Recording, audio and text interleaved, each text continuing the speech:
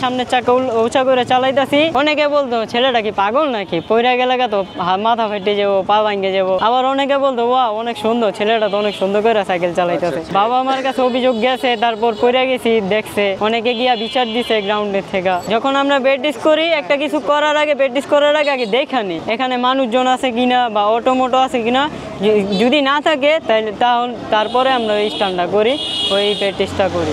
আর যদি কিছু থাকে তাহলে আমরা প্র্যাকটিস করি না। প্রথম লজ্জা লাগতো যে আমি একটা কিছু শিখতেছি, এটা তো আর ফাঁকা একটা গ্রাউন্ড না, সবাই তো আছে, এক একজন দেখবো, তা আমি এই জিনিসটা পারতাছি না। অনেক মানুষ বলে এটা পারে না, এটা এরকম করতেছে, এটা তুই পারবি এরকম বলতো, কিন্তু আমি হাল ছাড়ি নাই। নিজে একটা কথাই বলছি, নেভার গিভ আপ, কখনো হাল ছাড়া যাবো না। প্র্যাকটিস করতে করতে যে জিনিসটা না পারি ওই জিনিসটাও পাচ্ছি। একটা জিনিস প্র্যাকটিস করতে ধরেন সামনে চাকা উঁচু করে চালানো শিখতেছি, প্রায় এটা করতে করতে প্র্যাকটিস করতে করতে প্রায় 2 সপ্তাহ গেছে।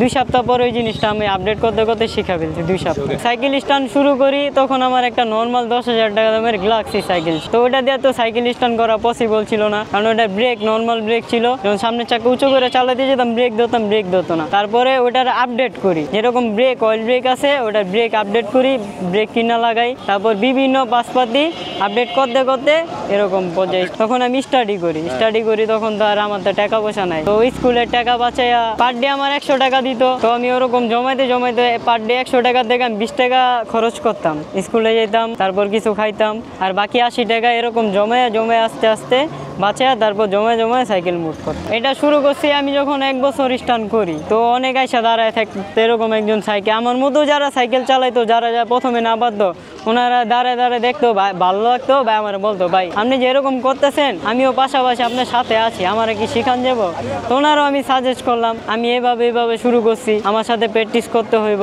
এভরিডে, তো ওনারাও এভরিডে আস্তে আস্তে প্র্যাকটিস করা আজকে আমাদের গ্রুপটা এই পর্যন্ত। তো আস্তে আস্তে একটা গ্রুপ খুলছি, আমাদের গ্রুপের সদস্য এখন আছে 50 জন। এনার্জি মিনিং হয়েছে এনার্জি, এটা প্রথম একটা রাইডার গ্রুপ ছিল, তো রাইডার গ্রুপের পাশাপাশি ওনারা আমাদের অফার করে না, এখান থেকে আমাদের কোনো ইনকাম আসে না আপাতত।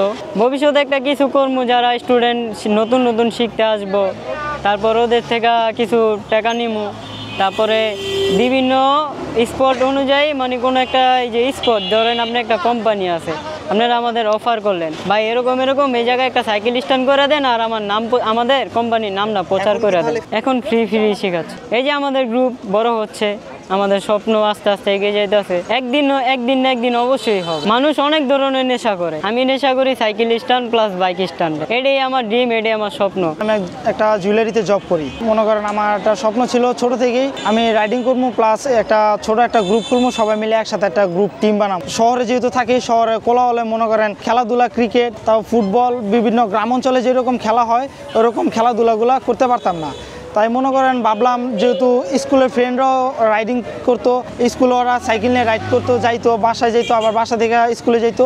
এই নিয়ে আমার একটা প্ল্যান আসলো, হঠাৎ করে একদিন একটা রাইডিং একটা গ্রুপ খোলা যাক, সবাই মিলে একসাথে একটা টিম করি, সপ্তাহে একদিন আমরা এই রাইডে থাকি। এনার্জির ফুল মেনু হচ্ছে নারায়ণগঞ্জ রাইডার গ্রুপ। আমার 3 বন্ধু, আমি একদিন প্ল্যান করি আমার একটা গ্রুপ খুলে কেমন হয়, তারপর সে বললো গ্রুপ খোলা যায়, কিন্তু গ্রুপ প্রেসিডেন্ট তোমার থাকতেই।